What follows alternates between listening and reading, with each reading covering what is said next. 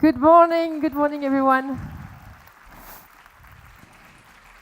So that video was taken by 20 students yesterday and put together by CNIT, which is one of our partners for this year's forum, to capture some of what's happening behind the scenes. So I thought that was a wonderful thing to start the day with.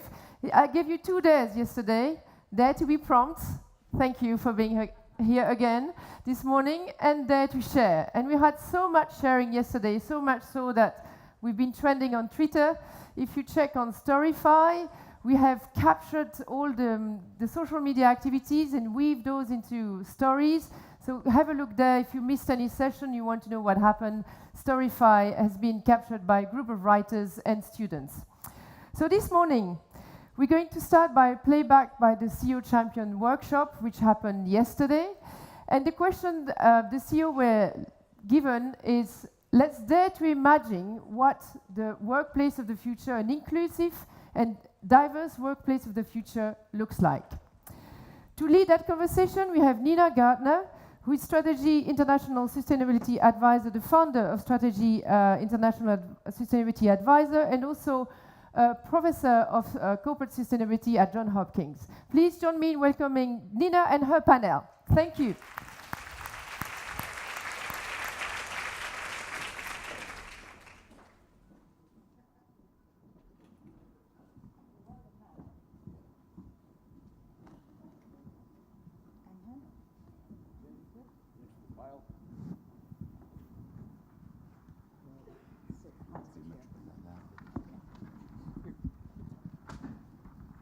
Good morning, everybody. I really am impressed because I'm the one who told Sophie, I don't know about 8:30. This is tough for Paris, especially with a party the night before. But you did it, so thank you.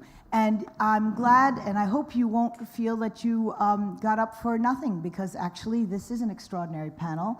And what happened at the lunch yesterday was extraordinarily inspiring, because really, since 2007, I believe, thanks to Ernst & Young, the CEOs have gotten together to really grapple with some pretty intractable issues on women in the corporate culture and on boards and pay and all the issues that CEOs can actually do something about.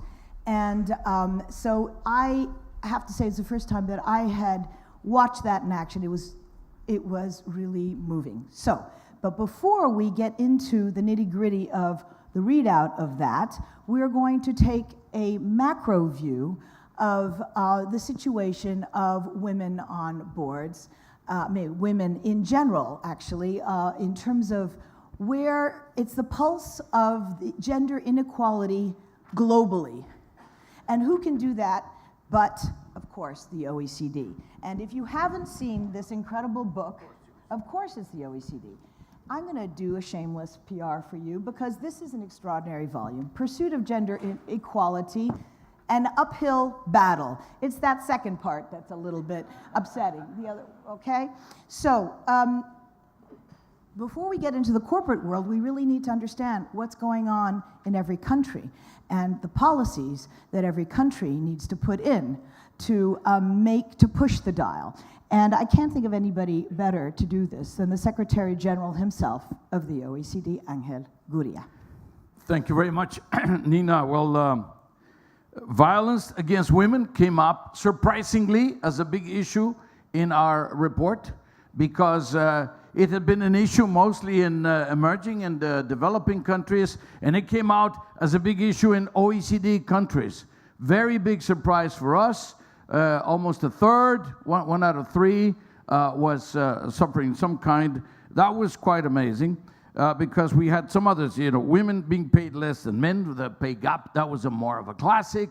The question of the 25 for 25, remember the initiative that we took, the OECD took to the G20 to reduce the participation in the labor market by women vis-a-vis that of men by 25% by the year 2025. And of course, that was done in the proper way.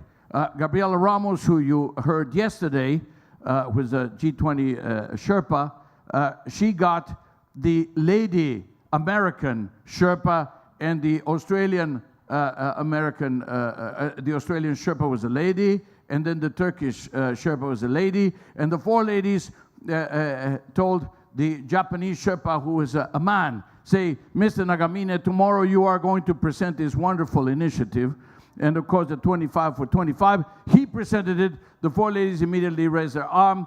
Then everybody was inevitably led by that momentum, and now we have a G20 target, 25 for 25. So this is, that was an ambush. Facing prejudice due to gender stereotypes starts at home, starts at home, starts at home. It's not in the school, it's not in the workplace, it continues in the school and the workplace, but that's a low number of women in high levels of politics and business being a classic. So, well, Nina mentioned the pursuit of gender equality, an uphill battle. This is the 2017. We already have a series of these. And then, actually, Gabriela is going to present in Cairo this Saturday, tomorrow actually, women's economic empowerment in selected MENA countries. The impact of the legal framework in Algeria, Egypt, Jordan, Libya, Morocco, and Tunisia. You know, this is That's very. Can I ask? building an inclusive Mexico, gender equality in Mexico. But what about Germany? Dare to share Germany's experience promoting equal partnership in families. Gender equality in the Pacific Alliance, promoting women's economic empowerment. You know, and it just goes on and on and on. But I need to ask you, what came out of the report that was surprising to you, apart from the gender, the violence against women, which for the OECD, it was shocking. Listen, the fact that we have to go again and again saying that there is a pay gap and that there is a participation gap in the market, etc., does not make it boring. It just means the problem is still there. So you don't need new things all the time to push you into action. But we were surprised about the question of the violence coming up in the context of OECD countries. And the other question was about the influence, maybe we'll talk about it in the next segment, the question of how the financial education also is helping to deepen the gap. Yeah, financial literacy. Financial literacy, financial education, because there is another important reason there why the gap is widening.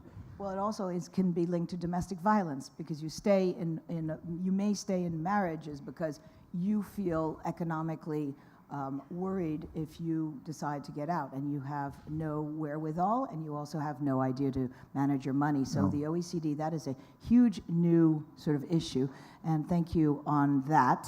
I think there are more here, anyway. But they're all on the website, the OECD website. And if we want to be sustainable, can we also get them Women in financial education, PDF? you know? Yes, okay, there we go. You tell me one word, I'll give you a book. Great.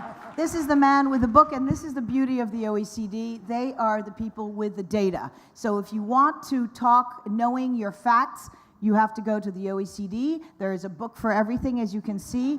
And but they're tracking it with gender disaggregate statistics, and actually this is really important, because until you have gender disaggregate statistics, we really cannot measure, first of all, the issue, and then you can't measure whether you're moving that benchmark. And so I thank the OECD for that. We will continue talking in the panel, but I will then move to McKinsey, Georges Deveau, who has been a senior partner, and you're now in Africa. So you were in Japan for many years, so that was a real tough place to be. So you've seen all the issues, the good, the bad, and the ugly in terms of gender diversity challenges. You really put together an incredible study for the CEOs yesterday at the lunch, and I was wondering whether you could share those with us, because there were some very striking things that we all were pretty surprised about. Well, thank you very much. And I first want to say that this is a very special moment for McKinsey on this topic, because it's literally 10 years ago that we started this series of research called Women Matter. And it's always been in conjunction with the Women's Forum. So a big thank you to the Women's Forum for being a strong supporter of this. I have to say, for all of us who have been pushing this issue, Women Matter was the seminal paper that we used with the CEOs and top management to say, it's not only a good thing, it makes good business sense. So thank you to McKinsey, because that was the one that is the paper we kept using, so thank you. So as I said, very emotional for us and for me as being part of that adventure with my colleagues. Let me share you a couple of insights. The first one is, it's obvious, and I think we shared it yesterday, the case for change is real and is understood now. You know, it wasn't the case 10 years ago. But whether it's on the macroeconomic perspective, there's 12 trillion of GDP at stake, or on the actual institutions, there's institutions that have more diversity at the top perform better. So I think that's not the case. The thing that's always surprising, it may be obvious, but it's always surprising, is that the progress is just slow. It's just too slow. If you take about the G20 corporates, only 17% representation of women on board, and only 12% on executive committee, 10 years later for at least where we've been. So it's just not enough. That's the issue. So the question then becomes, what are the barriers? And there are obvious barriers that remain, you know, double burden, etc., the 24/7 presence. But the more interesting one, I think, that we talked about is the fact that it's not about ambition. Because when you actually do a survey, we did a survey of 1,400 executives in the world, you know, you have, you know, men and women are 79% and 81% all want to achieve top management positions. So it's not an ambition problem. It's really a confidence in the system and in the fairness of the level playing field that is making the difference. That's where the drop-off is.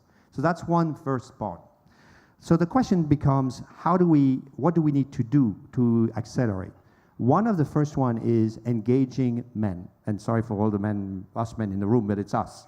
You know, there's still 28% of men in our surveys who say there is no difference between a man and a woman in the ability to achieve a top management position. It's completely surprising. It's shocking in a sense. And that was something that we need to work on. And we need to work on making that a joint effort. So that's the first thing. The second thing I think is around, I would comment, is around implementation. And implementation matters. Most CEOs would say, we know what the different levers we'd have to use. The problem is, are we pursuing them with discipline and ruthlessly?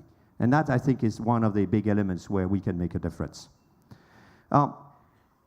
Rather than going into more detail, what I wanted to also say thank you is, this time for this report, we asked 16 leaders, many of you are in the room, Michel Landel for Sodexo is here, there is Angel, he's here as well, who coming from different parts to actually give insights on what they think needed to be done.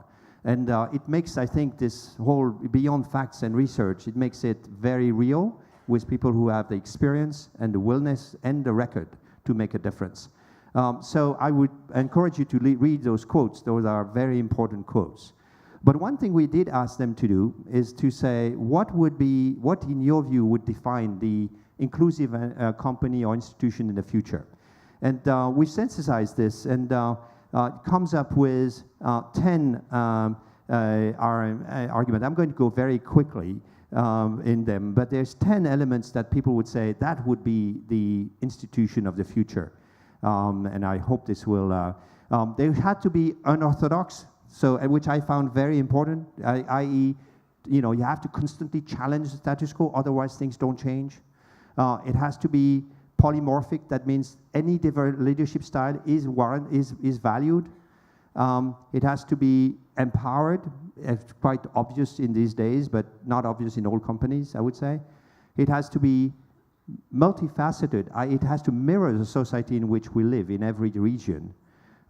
It's got to be meritocratic and fair, that's pretty obvious, but it has to have no bias, and that's more difficult, at least from my own perspective at McKinsey.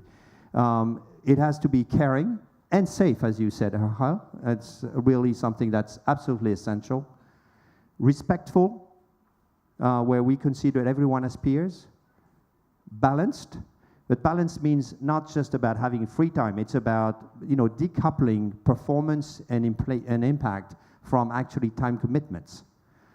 Something important in Japan, I have to say. Connected, and agile, using technology, because that's really changes the game for all of us. That's what our interviews said. And finally, we have to be inventive. We have to make sure that not only the CEO is forward-thinking, but that we actually leverage the bold and creative millennials. So that's where we are. We hope this is going to be this is really about a culture change. That's what we said yesterday. It's massive culture change, but it's extremely exciting to think that that's the next decades where we are going to come into for organization and for us as individuals. So thank you for the opportunity. Thank you. Well, thank you, McKinsey. Really, this is the blueprint for the future. So I won't divulge who at our table said the most fantastic thing. Basically, based on one of the figures that you had here, those that didn't think that that there was an even playing field for men and women were basically asked to leave. And I thought that was pretty amazing. So if you're a dinosaur and you don't get it, please take the exit. So that, get rid of the people who are blocking. So without further ado, we have Beth Brooke-Marchiniak, who has been from the very beginning. I think this was the Ernst & Young baby. You're the head of public policy for Ernst & Young, and you're the global vice chair, and have been really shepherding this from the very beginning. I believe it was in 2010 that you started this CEO challenge. And challenge is a good thing because CEOs get all together and they want to share best practices. And so if you could tell us in a few minutes what came out of your table, and in general, the comments that came out of yesterday's lunch, which was really inspiring. Yeah, thank you so much, Nina. It was a terrific session and really catalyzed by McKinsey's good work in presenting that as a lead into the session. Well, it was a great discussion, and it really is. And it started in 2010 because it was women talking to women, and we said, why aren't the male CEOs in the room having this conversation with us? So it's been great to watch the evolution of that. What came out of yesterday were really 5 key things, which I thought were insightful and interesting of how to make further progress. The first, and it came out from several of the tables, I think, Maurice, was this issue of purpose. What is the company's purpose? So many companies today are trying to articulate not what they do, but why they do it. What is the purpose? And as we all know, that means something, especially for women. We connect meaning with what we do as well. So the purpose of the organization that we work with is awfully important. And the CEOs thought that by really challenging the purpose of their companies and being able to articulate that gives new energy and definition to diversity and inclusion. And I think with the 10 factors that McKinsey presented, when you define the purpose of an organization, you really can have people aspire in a very different way on your 10 dimensions to that. So that was number 1.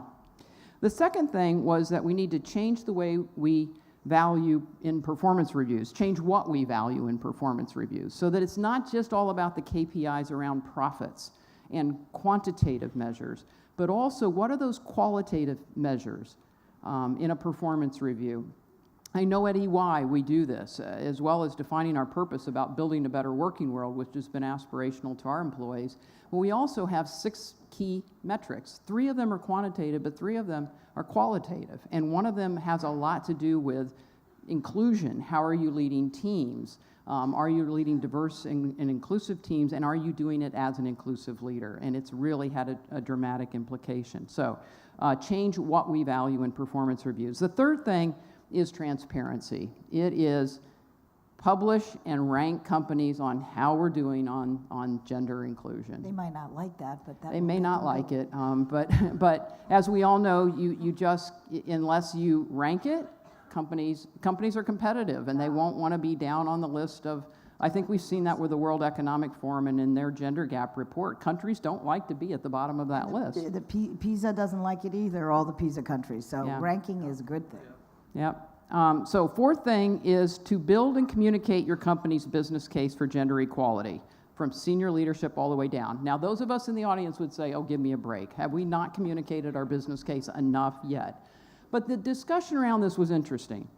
It was, and Sodexo actually talked about what they've done around it. EY talked about what we've done around it, which is we all know the research around diversity and how it makes a difference. Most of that research has been done in a laboratory, so it's analyzing homogeneous teams against diverse teams, but in a laboratory setting. What Sodexo reported that they've done, what EY has done, is we took our own organizations and we used real-life situations. So I'll give you an example. EY, we studied 22,000 audit engagement teams around the world, 22,000. And we looked at the gender diversity of those teams, those audit engagement teams. And what we found was the gender-balanced teams, not all female, not all male, the gender-balanced teams perform better financially, and they perform better from a quality perspective.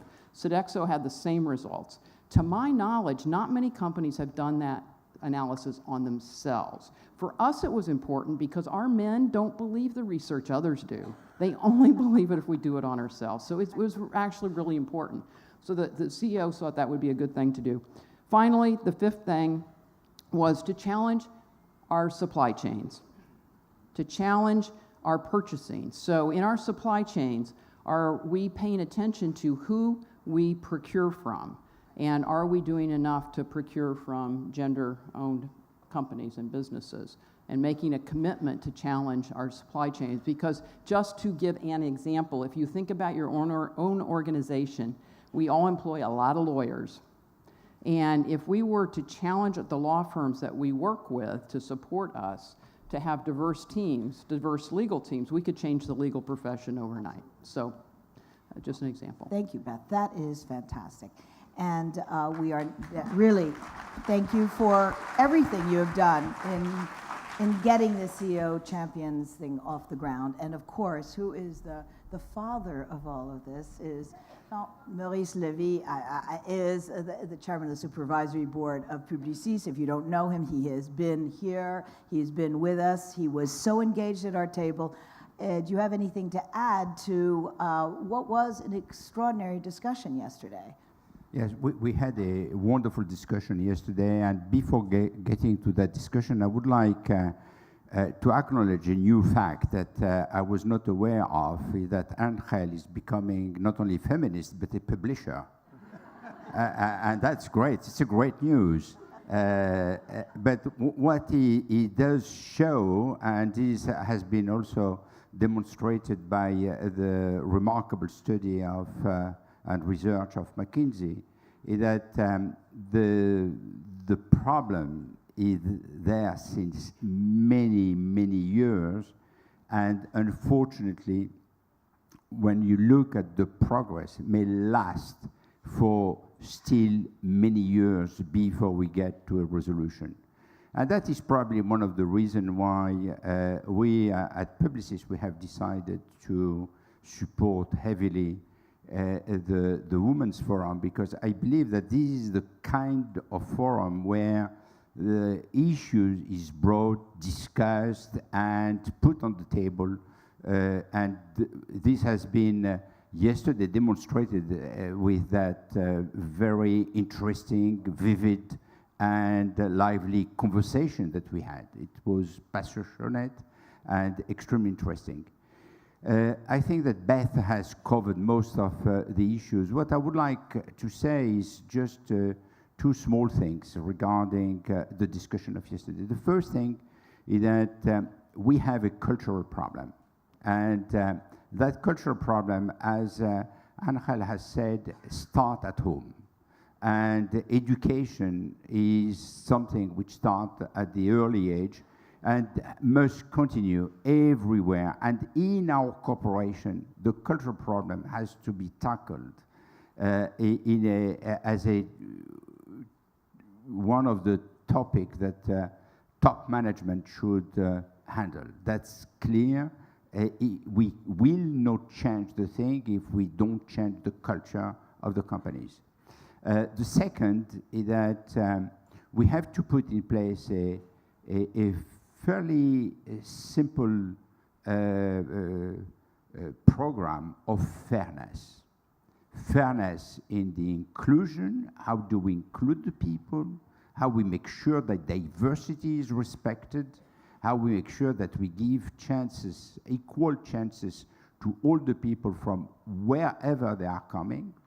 The second is the fairness in gender equality, but when we say fairness, it's really to be fair based on the contribution of the people, giving them opportunities to grow, helping, and making sure that mentoring is not an empty word, and it's not something that is just to make things nice and interesting, but something which is real, and a KPI should be probably put in place for that. And the final thing that I would like to say is that when there is a commitment, we should make it public. Yeah.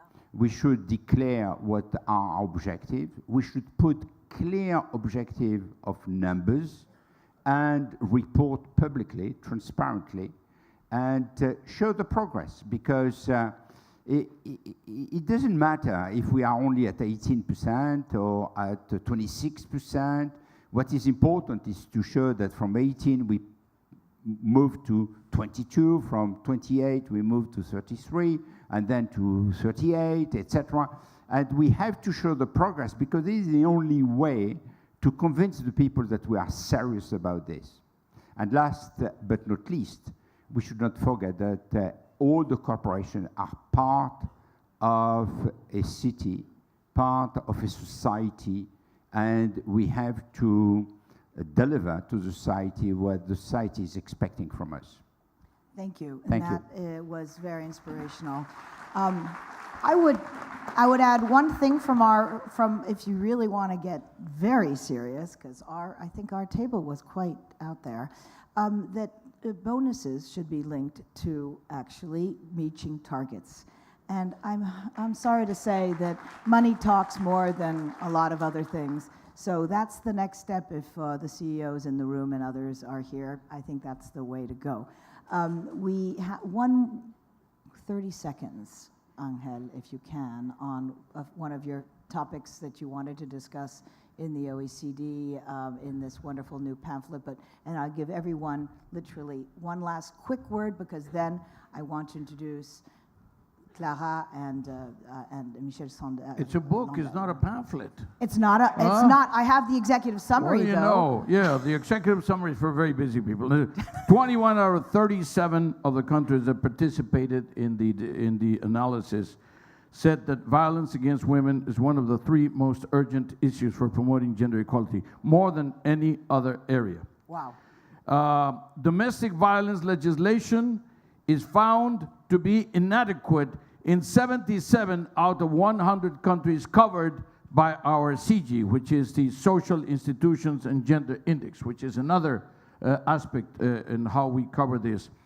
The impact in economic terms of such discrimination is probably around 12 trillion in the whole of the world economy. So it's an ethical issue, it's a moral issue, it's a political issue, but it's also a very important economic issue. Well, that is so huge. just a few numbers for you to reflect. Those are huge numbers, so thank you very much. Okay. That is, we really need to work on that. Thank you, Angel. Thank you. So, George. I would just say something that struck me yesterday, which is we always talk about the challenges and the barriers and the actions, but I can tell you in 10 years of having been in these meetings and since you've established the CEO Champion, I'm just struck at how much more sophisticated and committed everyone is. Yeah. And that's just gives me, numbers are one thing, but, the sense of commitment is something that inspired me yesterday. Yeah, well, I agree. Beth. I would just echo that. For everyone in this room, we all have a platform, and you see the commitment of the CEOs.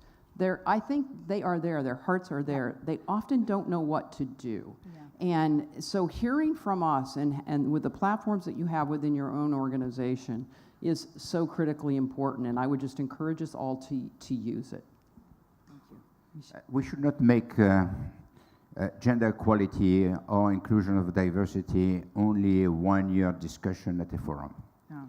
We have to make it as part of the regular policies of each company with stringent KPIs, and making sure that be it on recruitment, promotion, new opportunities, there is some very strict rules in order to open the opportunities to women and to diversity.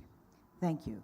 Now, without further ado, Clara Gaymard, Executive President of the Women's Forum, who is going to do a very special tribute to a very special man.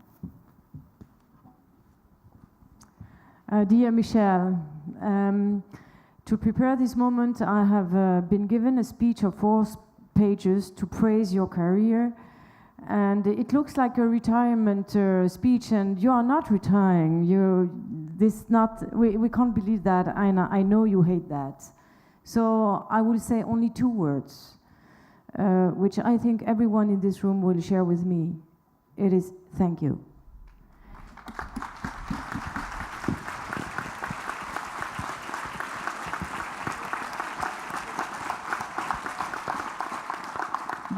Because you have been a visionary leader and you have believed that diversity was need to have and not only nice to have. Thank you.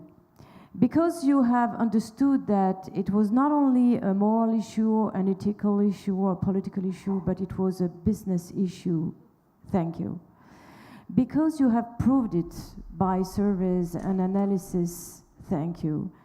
Because you have implemented it every year, year after year, in your company, thank you. Because even in difficult time, and you shared that with me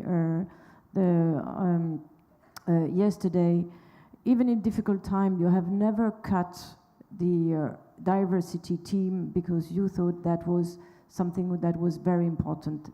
Thank you. And because you are showing that you can be a CEO, being humble, smiling, and for us, you are the incarnation of a French word that I think we can't translate, but I hope it will be the same word, will have the same destiny that the word entrepreneur, which is a French word but now completely international. Your way of living is bienveillance. So thank you for all that.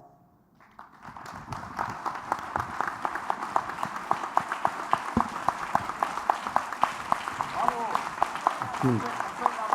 Thank you. Well, thank you very much.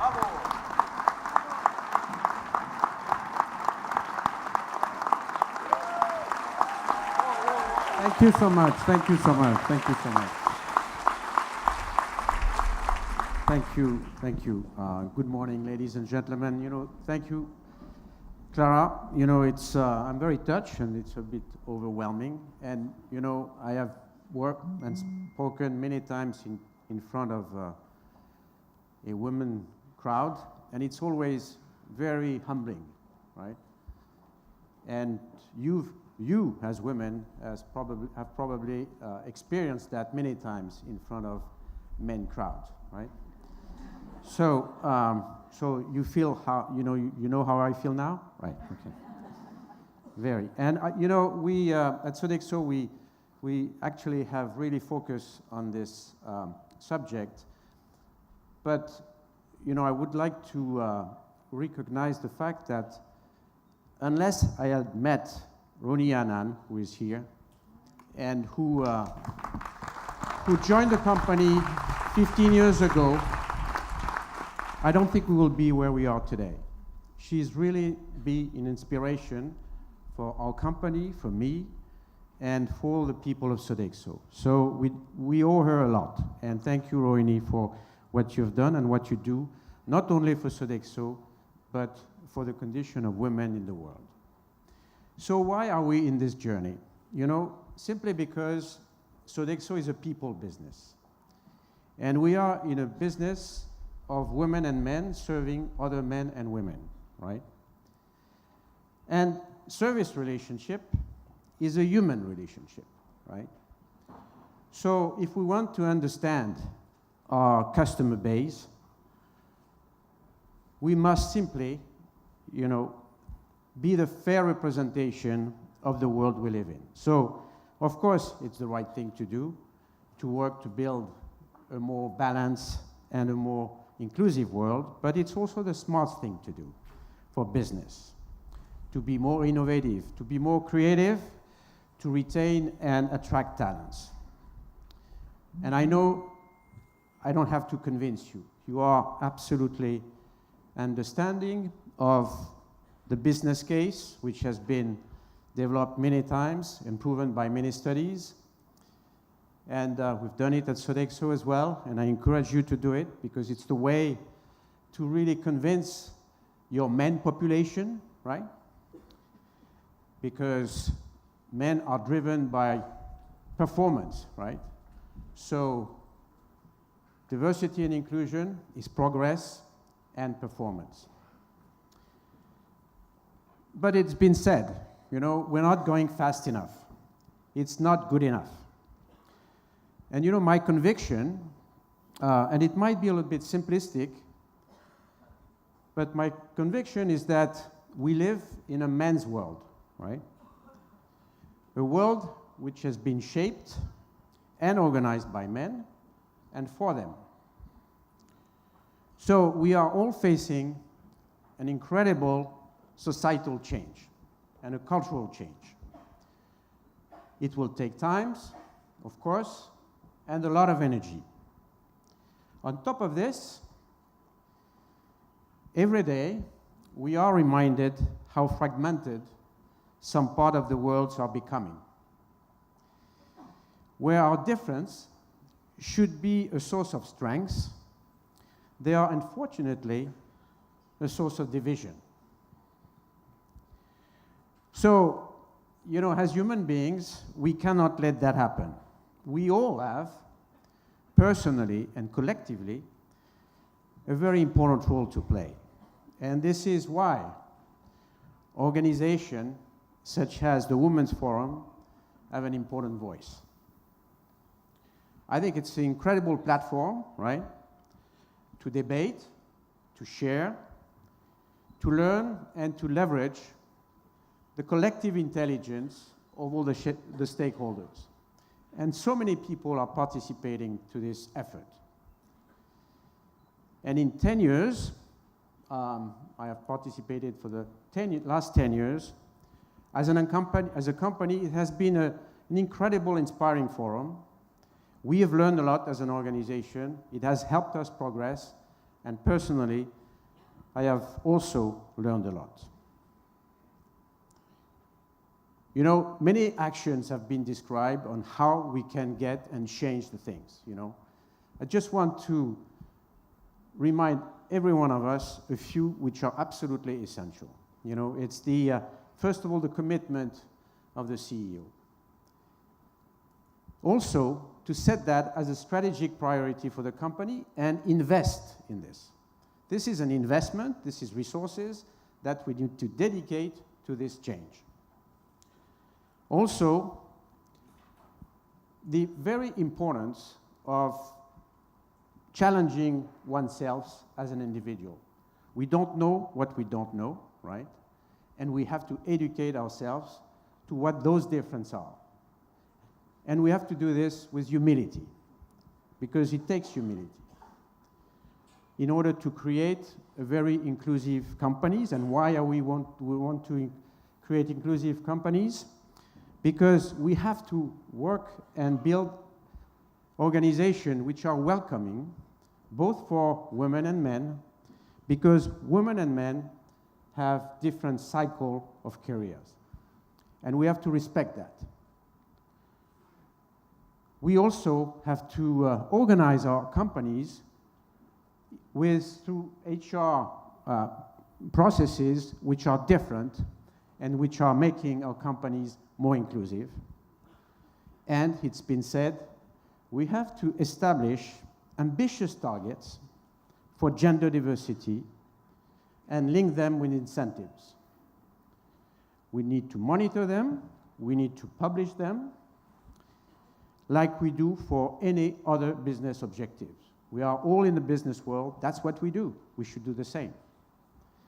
So, we know pretty much what we have to do, okay? The challenge is execution. It's all about execution, like many, many things in companies, actually, right?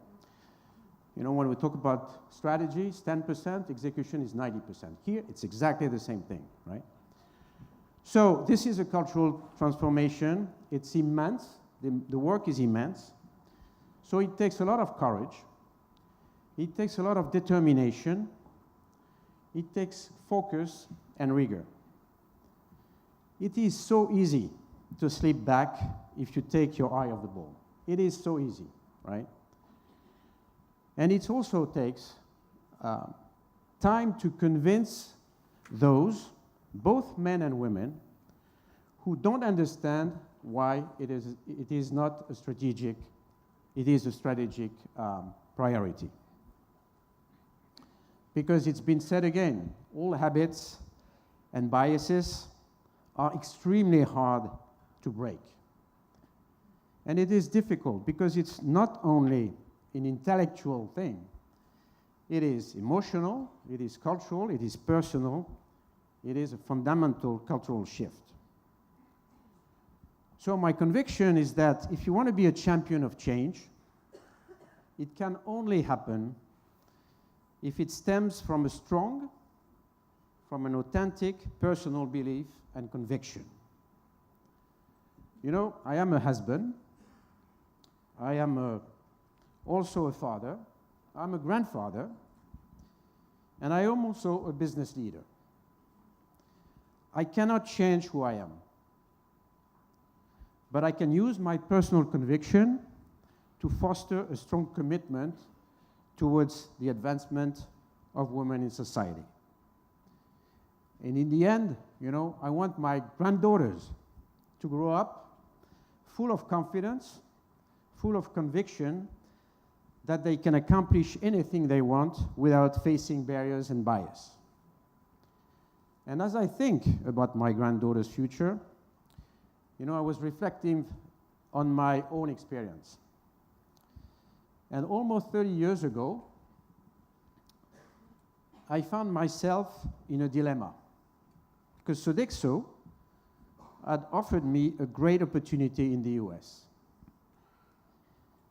And for my wife, however, it would mean leaving behind a career that she enjoyed and that she was very good at. She was much better than me. It's true. It would be a considerable sacrifice for her, you know. She's an entrepreneur, and for whom a career was a vital component of her own sense of fulfillment. Yet, it was a sacrifice, and I asked her to make it. Fortunately, she's a very strong personality and a very strong person. And she was able to rebound, to pursue a career, and in the end, to start a company which turned out to be a very big success story. So that was for me an eye-opening experience that pushed me to question the traditional arrangement that had until then seemed natural for me. So this has kept me curious, and I have to say also humble on the topic, because as a man, as I said, I have not ever experienced before what women experience was. So, you know, we need to get more men on board to create awareness, that's what you said, and convince them to become agent of change. And we do that, and I see that around me, so it's very encouraging. So in the future, I will continue to engage in pushing the agenda of gender diversity, because gender diversity is now part of who I am, and I've learned a lot. But I have much more to learn. So I plan to continue to influence the topic regardless where I am and what I do. And I plan to do this for my granddaughters and the generations to come. And actually, what is the future that I envision for my granddaughters? Well, I see a world where every organization, public, private, government, you name it, in the world has 40 to 60% women at every level in the organization, with 50% women on the executive teams and 50% women on boards. And for this, we would have a more inclusive culture where women and men can belong and succeed. A world where barriers that prevent women from advancing are slowly removed. I would like to see change happening much faster like you all, starting with the basics like pay differences and other discrimination disappearing. Not only will this enrich each of us individually, we would also see more creativity, more effective organizations with better performance, and ultimately, what we are all looking for, a more peaceful, a more balanced, and sustainable world. So I am optimistic, and I know we can get there, but I'm also realistic. So let me close with a request, if I may.